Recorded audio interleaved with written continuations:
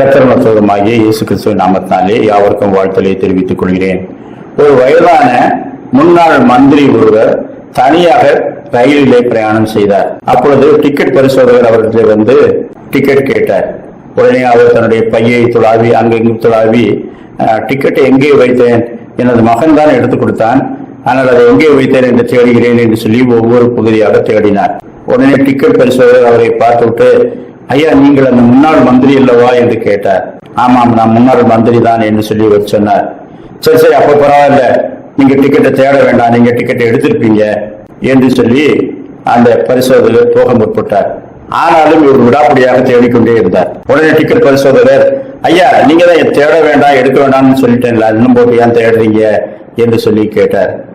அதுல தம்பி, எங்க இறங்கணும்னு தெரியணும்ல, அதுக்கு டிக்கெட்ல என்ன போட்டிருக்குன்னு பார்க்கணும், எங்க இறங்கணும்னு எனக்கு தெரியல, என் மகன் சொல்லி அனுப்பினான், சொன்னதெல்லாம் மறந்து விட்டது, டிக்கெட்டை பார்த்தாலாவது எங்கே இறங்கணும் என்பது தெரிந்து விடும் அல்லவா, அதனால் தான் தேடுகிறேன் என்று சொன்னார். நாம் எங்கே போகிறோம், நமது லக்கு என்ன, நோக்கம் என்ன, இதை மறந்தவர்களா இன்றைக்கு கிறிஸ்தவ வாழ்க்கையில அநேக பிரயாணம் செய்து கொண்டிருக்கின்றோம். நாம் எப்படிப்பட்டவர்களா இருந்தோம், எப்படிப்பட்டவர்களா இருக்கிறோம், எப்படிப்பட்ட லோகத்துக்கு போய் கொண்டிருக்கின்றோம், அதை அடைவதற்கு ஏற்ற விசுவாசம் நம்மிடத்தில் இருக்கிறதா, இதையெல்லாம் யோசித்தவர்களாய் உணர்வுள்ள ஒரு கிறிஸ்தவ வாழ்க்கையை வாழ வேண்டும்.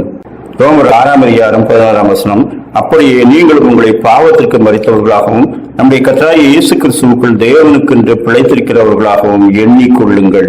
நாம் இந்த உலகத்தில் நாம் வாழும்போது செத்து பிழைத்தவர்கள், பாவத்துக்கு செத்து தேவனுடைய கிருபையினாலே நீதிக்கென்று பிழைத்திருக்கிறவர்கள் என்று எண்ணிக்கொண்டிருக்கின்றோமா?